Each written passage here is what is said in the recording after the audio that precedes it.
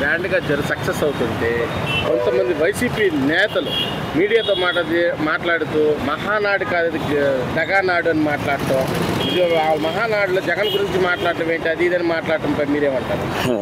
నవ్వు వస్తుంది. యాక్చువల్గా దగాకోర్లు దగానాడు అని మాట్లాడడం, ఆ దగాకోర్లు వాళ్ళ మించిన దగాకోర్లు ఎవరు లేరు జనరల్గా. ఇప్పుడు మహానాడు అంటే ఇప్పుడున్న గవర్నమెంట్ ఏదైతే ఉందో వాళ్ళ యొక్క కార్యదక్షతను చేసుకుంటున్నారు. వాళ్ళు ఏం చేస్తారు, ఏం తీర్మానాలు చేసుకుంటారు, ఎన్ని కార్యకర్తల గురించి వాళ్ళ గురించి చెప్తున్నాం. అది రాజకీయ వేదిక కాదు. అది దాన్ని కూడా వీళ్ళు రాజకీయం చేసి దగానాలని చెప్పుకున్నారు. ఇప్పుడు వీళ్ళు ప్లేనరీ పెట్టుకుంటారు.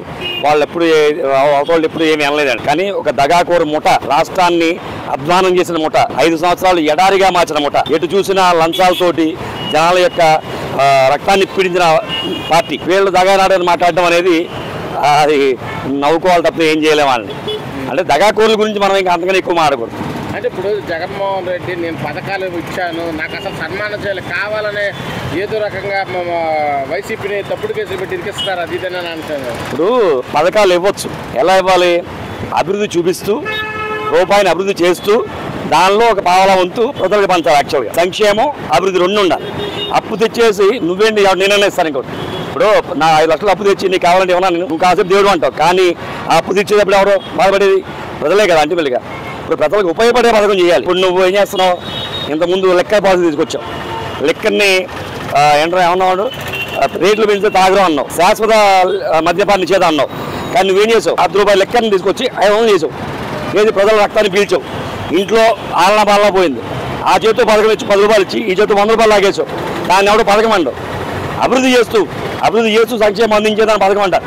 ఇప్పుడు చంద్రబాబు నాయుడు గారు విజనరీ. యాక్చువల్గా ఆయన 20 ఏళ్ళ క్రితం విజనరీ 2024 అంటే 2020 ఉండేదంటే రాజశేఖర రెడ్డి అసెంబ్లీలో ఉంచుని రాళ్లగుట్లో బిల్డింగ్ ఎడితే అభివృద్ధి అన్నావు. ఇవాళ చూడది అది మరో అమెరికా ఆలోచన చేస్తుంది అంటుంటుంది. అది నీకే తెలుస్తుంది, కానీ నువ్వు ఒప్పుకో. నీ జీవితమే అబద్ధం నోటితో నువ్వు అబద్ధం చెప్తే ఇంకేం మాట్లాడలేవు. నీ పక్కన అలాగే ఉన్నాడు. నిన్న ఒక సామెత చెప్పడానికి నువ్వు ఎంత ఇబ్బంది పడ్డావు చూసాము. దొన్నపోతులు ఏంటంటే దోణ కట్టేసి అలాగే ఏంటి అని పక్కన అడుగుతున్నాడు. అది కూడా సరిగ్గా చెప్పలేదు. నేను చెప్పాలి నీ గురించి. నేను అంటే ఇప్పుడు అది జగన్మోహన్ రెడ్డి అన్నాడు, నేను నెక్స్ట్ మా గవర్నమెంట్ వచ్చింది ఎవరిని వదిలిపెట్టను, డైరెక్ట్గా అధికారులు అన్నాడా లేకపోతే వేరే పార్టీ కార్యకర్తలు అన్నాడో అర్థకాక నేను వదలను, సినిమా చూపిస్తా, పెద్ద సినిమా చూపిస్తా, సినిమా అదో రకంగా ఉంటుందని మాట్లాడటం. ఒక మాజీ ముఖ్యమంత్రి అయ్యండి అలా మాట్లాడచ్చు అంటారు. అది అతని ఆత్మశైర్యం కోల్పోయి ఏం చేయలేని స్థితిలో మాట్లాడుతున్నాడు అతను చెప్తే నేను ఇప్పుడు నిజంగా అతనే జైల్లోకి వెళ్తే సూచనలు కనబడుతున్నాయి స్పష్టంగా. ఇప్పుడు ఈడీ దానితో సిబిఐ 2 అటాచ్ అయినాయి. 2 కలిపి ఇన్వెస్టిగేషన్ చేస్తున్నాయి చక్కగా. ఇప్పుడు ఎవరైనా సరే తెలుగుదేశం గవర్నమెంట్లో ఏంటి కక్ష సాధింపు ఏమి ఉండదు, న్యాయపరంగా వెళ్తున్నారు ఎవరికైనా సరే. ఇవాళ ఏ నాయకుడిని ఏ ప్రీవియస్ నాయకుడిని అరెస్ట్ చేసినా ప్రతిదీ పక్క ఆధారంతో తీసుకెళ్ళి చూపిస్తున్నారు, కోర్టులో సబ్మిట్ చేస్తున్నారు, కోర్టు ఇస్తుంది శిక్ష.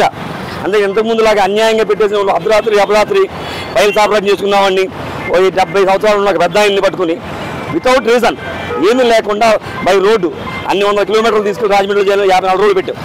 ఏది దిగిపోయింది కదా.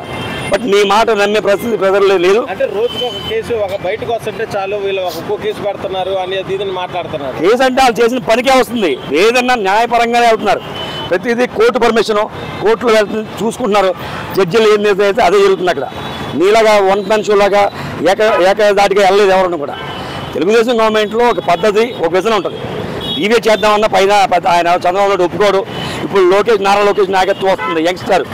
అంటే నారా లోకేష్ గారు నాయకత్వం ఎలా ఉంటుంది? మీరు నాయకత్వ బాధ్యతలు అప్పగిస్తే బాగా చేస్తారని మీరు నమ్మకం? అద్భుతంగా చేస్తాడు. ఎందుకంటే అతను కూడా తండ్రి యొక్క బాటలోనే, తండ్రి నుంచి నేర్చుకున్న. ఇప్పుడు తాతగారు రామారావు గారు ఒక విధానం, తండ్రి గారు ఒక విధానం, ఈయన అక్కడి నుంచి ఆ కుటుంబం నుంచి వచ్చాడు కాబట్టి ఏదైనా ఒక రీజన్, ఒక విధానంగా వెళ్ళే పద్ధతే కానీ అడ్డగోలుగా వెళ్ళే తత్వం కాదు. ఇంకొకటి ఏంటంటే రాజకీయమే కానీ పార్టీ కార్యకర్తల్ని ఎలా ఆదుకోవాలి, జనాలను ఎలా ఆదుకోవాలి, అధికారులు ఇచ్చినందుకు వాళ్ళకి ఎలాగా సేవ చేయాలనే ఆలోచన దృక్పథంతో ఉన్నాడు. ఇప్పుడు వాట్సాప్ గవర్నమెంట్ తీసుకొచ్చాడు. ఈ వాట్సాప్ గవర్నమెంట్స్లో నువ్వు ఇంట్లో కూర్చొని పని చేసుకోవచ్చు. ఇప్పుడు మనకి ఫోన్పేలు, గూగుల్ పేలు వచ్చినప్పుడు బ్యాంకులు తగ్గించాం. అలాగే ఇప్పుడు గవర్నమెంట్ కార్యాలయాలు చుట్టూ తిరిగి అధికారులను బతిమాలుకునే పరిస్థితి లేదు. ప్రతిదీ ఆన్లైన్. దాదాపు 500 సేవలు ఉన్నాయి. నిజంగా నువ్వు వాటిలో నేర్చుకుంటే కనుక నువ్వు ఎక్కడికి వెళ్ళాక పని లేదు, కంప్లీట్లీ వాట్సాప్లో చేసుకోవచ్చు. అలాగే కార్యకర్తల కోసం ఆయన కష్టపడుతున్నాడు. కార్యకర్తలు గుర్తుపెట్టుకోకపోతే ఏ పార్టీ కూడా ఉండదు. ఈయన దానికి ప్రాధాన్యం ఇచ్చాడు. అంటే ఇప్పుడు మహానాడులో ఆరు తీసుకొచ్చారు, అవి ఎలానే ఉన్నాయి మీకు? 6 తీర్మానాలు కూడా అద్భుతంగా ఉన్నాయి యాక్చువల్గా. అదే దాన్ని బట్టి అతని యొక్క నాయకత్వం అర్థమవుతుంది మనకి. విజన్ ఎలాంటి విజన్తో ఉన్నాడు అనేది అర్థమవుతుంది.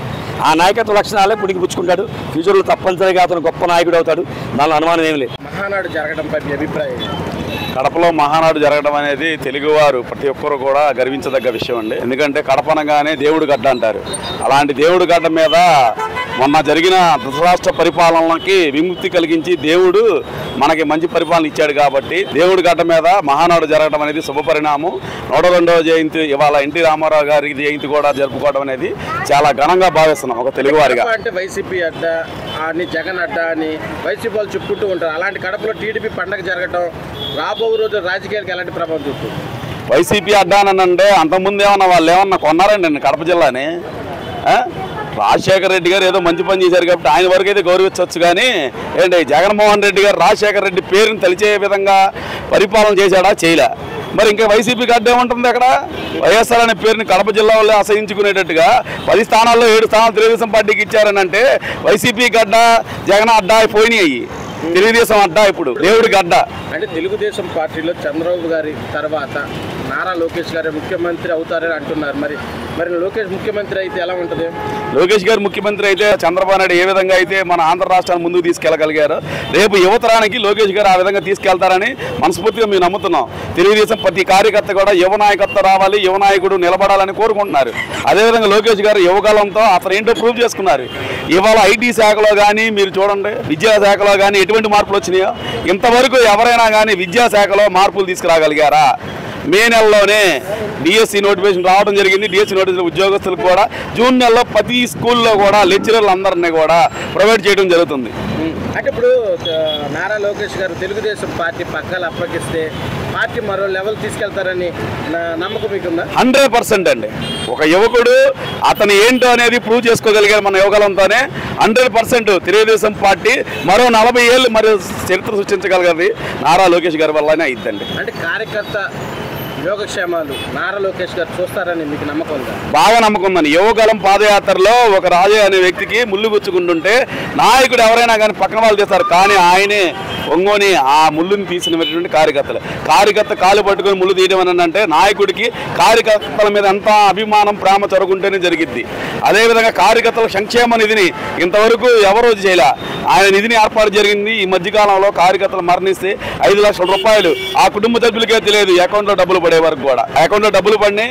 మన రాజమండ్రి ఎమ్మెల్యే ఆదిభవాని గారు వాళ్ళ ఆయన అది చూపించడం కూడా జరిగింది. అంటే ఇప్పుడు వైసీపీ నేతలు కొందరు అంటున్నారు ఇది మహానాడు కాదు దగానాడు, వాళ్ళ మహానాడులో మా నాయకుడి గురించి మాట్లాడుతున్నారు, అది ఇదని మాట్లాడుతున్నారు. దాని మీద మీరు? వైసీపీ నాయకులకి పచ్చకామర్లు బాగా వచ్చేసినాయండి మధ్యన.